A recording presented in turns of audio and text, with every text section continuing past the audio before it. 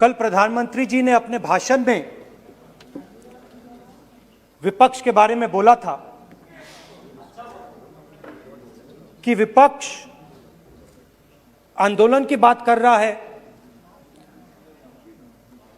मगर जो कृषि कानून है उनके कंटेंट के बारे में और उनके इंटेंट के बारे में विपक्ष नहीं बोल रहा है। तो मैंने सोचा आज प्रधानमंत्री जी को खुश करें और जो 3 किसान के बिल हैं, खेती के बिल हैं, उनके कंटेंट का और इंटेंट का की बात करें। हाँ, बजट पे बोलेंगे। आप शांत हो जाइए प्लीज। मालूम है किसान का मुद्दा भी बजट का मुद्दा है, आप उनका आदर कीजिए।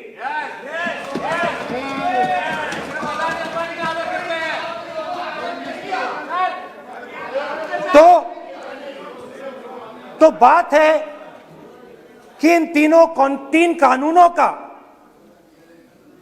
कंटेंट और इंटेंट क्या है। तो पहले कानून का कंटेंट, कोई भी व्यक्ति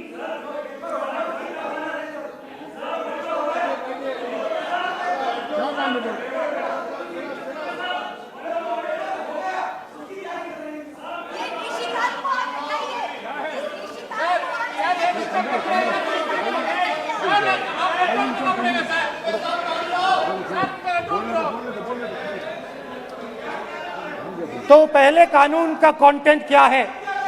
पहले कानून का कंटेंट है कि कोई भी व्यक्ति देश में कहीं भी कितना भी अनाज, सब्जी, फल खरीद सकता है, जितना भी खरीदना चाहता है खरीद सकता है। तो अगर खरीदी देश में अनलिमिटेड खरीदी होगी तो मंडी में कौन जाएगा? मंडी में कौन जाके खरीदेगा? तो पहले कानून का कंटेंट मंडी को खत्म करने का है। इसका लक्ष्य मंडी को खत्म करने का है। दूसरे कानून का कंटेंट क्या है कि बड़े से बड़े उद्योगपति जितना भी अनाज, जितना भी फल, जितनी भी सब्जी स्टोर करना चाहते हैं वो स्टोर कर सकते हैं, कोई लिमिट नहीं, जितना वो होल्ड करना चाहते हैं कर सकते हैं। दूसरे कानून का कंटेंट एसेंशियल कमोडिटीज एक्ट को खत्म करने का। दूसरे कानून का कंटेंट जमाखोरी को अनलिमिटेड तरीके से हिंदुस्तान में चालू करने का। अब तीसरा भी कानून है। तीसरा कानून का कंटेंट जब एक किसान हिंदुस्तान के सबसे बड़े उद्योगपति के सामने जाकर अपने अनाज के लिए, अपनी सब्जी के लिए, अपने फल के लिए सही दाम मांगे तो उसे अदालत में नहीं जाने दिया जाएगा। तीसरे कानून का कंटेंट आपको याद होगा,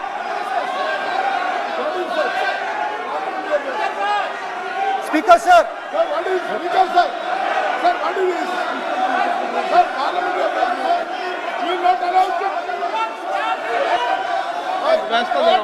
डरते क्यों? सुनो, तू हिलिया सब पागल। सुन अपने स्पीकर सर, दादा स्पीकर सर, आप बजट फैमिली प्लानिंग का आप बजट पर बात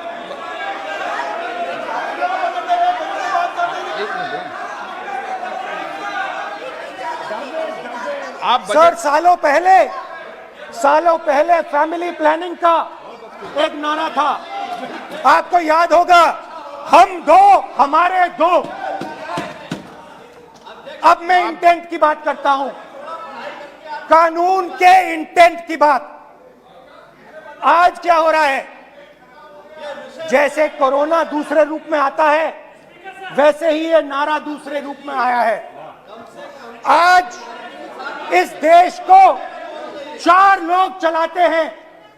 आप बजट पर चर्चा कर लें। बजट पे कर रहा हूं सर, बजट पे आ रहा हूं। 4 लोग चलाते हैं, हम दो बता दिया। और हमारे दो। जैसे उस टाइम नाम सब जानते हैं, नाम सब जानते हैं। नो आप बोलो, आप डिस्टर्बेंस मत हम करिए। दो हमारे दो। ये किसकी सरकार है? हम दो हमारे दो की। माननीय सदस्य इधर। तो आप आसन को पहले संबोधित करें। कानून का इंटेंट बताता हूं। आप आसन को संबोधित करें। पहले कानून का इंटेंट माननीय सदस्य, आप आसन कि को हमारे संबोधित दो करें। मित्रों में से एक जो सबसे बड़ा मित्र है, उसको पूरे हिंदुस्तान के अनाज, फल और सब्जी को बेचने का अधिकार। यह है पहले कानून का इंटेंट। नुकसान किसका होगा? नुकसान ठेले वालों का होगा, नुकसान छोटे व्यापारियों का होगा, नुकसान जो लोग मंडी में काम करते हैं, लाखों लोग, उनका होगा। अब चलिए दूसरे कानून की इंटेंट की बात करते हैं। दूसरा कानून का इंटेंट दूसरे मित्र की मदद करने का है। दूसरे मित्र को पूरे देश में अनाज, फल और सब्जी की स्टोरेज की मोनोपोली दी जा रही है। आज दूसरा मित्र 40% हिंदुस्तान का अनाज अपने साइलों में रखता है। ये कांग्रेस पार्टी की बैठक नहीं है, ये सदन है। फल और सब्जी अगर बजट में साइलोज में रखेगा। ये सभा नहीं है। प्रधानमंत्री कहते हैं सर मैं अध्यक्ष जी आपको कहना चाहता हूँ, जब आपने बजट के लिए चर्चा के लिए पुकारा, मैं बता रहा हूँ, एक मिनट बैठिए। माननीय सदस्य, आज बजट पर चर्चा है, मैं आग्रह करता हूँ। प्रधानमंत्री कहते हैं आप बजट पर कि मैंने ऑप्शन दिया है। हाँ, आपने ऑप्शन दिया है, 3 ऑप्शन दिए हैं। पहला ऑप्शन भूख, दूसरा ऑप्शन बेरोजगारी, तीसरा ऑप्शन आत्महत्या। ये 3 ऑप्शन आपने दिए हैं। अब देखिए मामला क्या है। मामला ये है कि हिंदुस्तान का सबसे बड़ा बिजनेस, सबसे बड़ा व्यापार एग्रीकल्चर का है। अब बजट 40% आबादी इस पे जीती है, इससे जीती है। 40 लाख करोड़ रुपए का धंधा है। इसमें किसानों को फायदा मिलता है,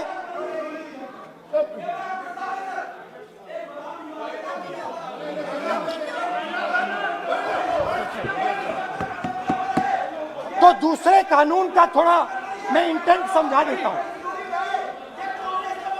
दूसरे कानून का इंटेंट है, पानी दो, पानी गिर जाएगा, पानी दो।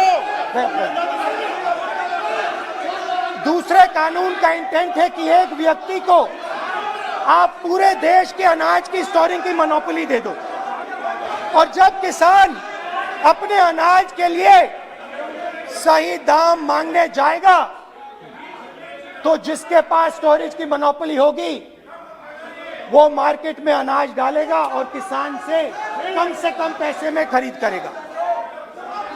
और जब वही किसान कंज्यूमर बनके अपना ही माल खरीदने जाएगा, तो वही व्यक्ति अपने गोदाम से अपने जब गोदाम बजट में पे चर्चा है सर, बजट पे चर्चा है, राष्ट्रपति अभी भाषण पे आपने चर्चा समाप्त कर दी, प्रस्ताव पास करके राष्ट्रपति जी को भेज दिया, अब उसी पे चर्चा करके राष्ट्रपति जी का भी और आपका भी अपमान कर रहे हैं सर, ये आपका भी अपमान कर रहे हैं, सदन का भी अपमान कर रहे हैं सर ये। कि इस देश की जो रीढ़ की हड्डी है, किसान, मजदूर, छोटे दुकानदार, व्यापारी, उस रीढ़ की हड्डी को तोड़ के टुकड़े टुकड़े करके दो मित्रों को दे दो। नोटबंदी थी, आइडिया किया था गरीबों से, किसानों से, मजदूरों से उनका पैसा लो, बैंक में डालो और हम दो हमारे दो के जेब में डालो।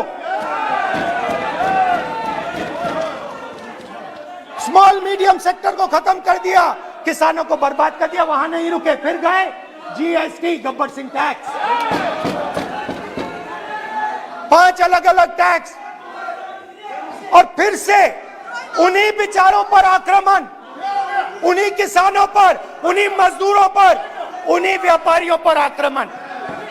फिर कोरोना आता है, कोरोना के समय मजदूर चिल्ला चिल्ला के कहते हैं हमें बस का टिकट दे दीजिए, हमें ट्रेन का टिकट दे दीजिए। नहीं नहीं नहीं, तुम्हें नहीं मिलेगा, तुम पैदल घर जाओगे। एक मिनट माननीय सदस्य प्लीज।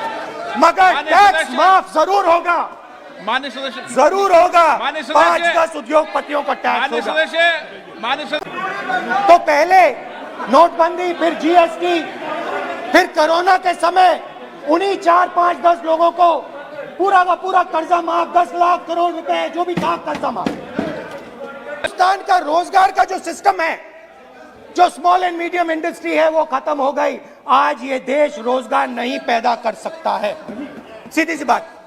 और आज नहीं, कल भी ये देश रोजगार नहीं पैदा कर पाएगा, क्योंकि आपने इस देश की रीढ़ की हड्डी तोड़ दी है। किसान की, मजदूर की, छोटे दुकानदार की, स्मॉल मीडियम बिजनेस की रीढ़ की हड्डी तोड़ दी।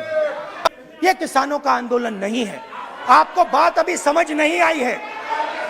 ये देश का आंदोलन है, और ये किसान सिर्फ रास्ता दिखा रहा है, किसान अंधेरे में टॉर्च दिखा रहा है, और एक आवाज से ये पूरा देश उठने वाला है। एक आवाज से हम दो हमारे दो के खिलाफ उठने जा रहा है। अंत में मैं कहना चाहता हूं कि जो 200 किसान शहीद हुए, उनको इन लोगों ने श्रद्धांजलि नहीं दी। मैं सब सांसदों से कहना चाहता हूं, मैं अपने भाषण के बाद 2 मिनट शहीदों के लिए मौन रहूंगा। आप मेरे साथ खड़े हो जाइए। धन्यवाद।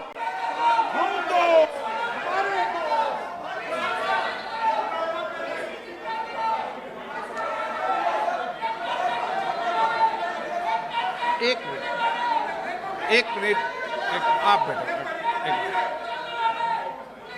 एक मिनट। माननीय